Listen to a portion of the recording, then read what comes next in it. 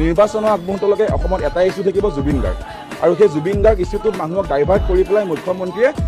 ইলেকশ্যনৰ দুদিন আগত শ্যাম কানুৰ সিদ্ধাৰ্থক হয়তো গুলীয়াই এনকাউণ্টাৰ কৰি দিব পাৰে 100 ফুটৰ এটা মূৰ্তি বনাই দিব ভাৰতৰত্ন প্ৰদান কৰি দিব ভাৰতৰত্ন দিলে 100 ফুটৰ মূৰ্তি দিলে আপোনাৰ এনকাউণ্টাৰ কৰি দিলে মানুহ আহিব বাহ হিমন্ত দাই আমাৰ জুবিন দাক ন্যায় দিলে হিমন্ত বিশ্ব শৰ্মা জিন্দাবাদ সেই একেখিনি মানুহে তেওঁক আকৌ মুখ্যমন্ত্ৰী পাতিব গতিকে এই গোটেই ক্ৰনলজিটো বুজিব চেষ্টা কৰক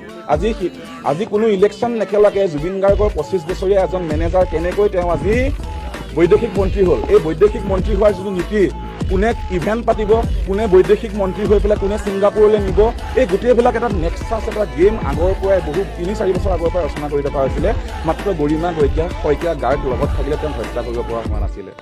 আমি কোৱা নাই হত্যা কৰিছে বুলি মুখ্যমন্ত্ৰীয়ে নিজেই কৈছে হত্যা কৰিছে বুলি আৰু হত্যা সিদ্ধাৰ্থ শৰ্মাই কি খোৱা পানী বি ঢালিলে যে জুবিন গাৰ্গক তেওঁ হত্যা কৰিব সিদ্ধাৰ্থ শৰ্মাক কোৱা হৈছে তই জীৱনটোত মেনেজাৰ কৰি কিমান পাবি 1 কোটি 2 কোটি তোক আমি 20 কোটি 50 কোটি দিম তই ডুবাইত ফ্লেট লৈ থাকিব পাৰিবি নালাগে অসমত থাকিব তই জুবিন গাৰ্গ নালাগে মেনেজাৰ তোক যিমানখিনি জুবিন গাৰ্গে দম দিলে বেয়াকৈ ক'লে তই সেইবিলাকতো মনত আছে তোৰ ইয়াক উৰাই দে আমাৰ বিজেপি গভৰ্ণমেণ্ট নহ'লে হিলাব পৰা এটাই জেন জি আছে অসমত এইটো হৈছে জুবিন গাৰ্গ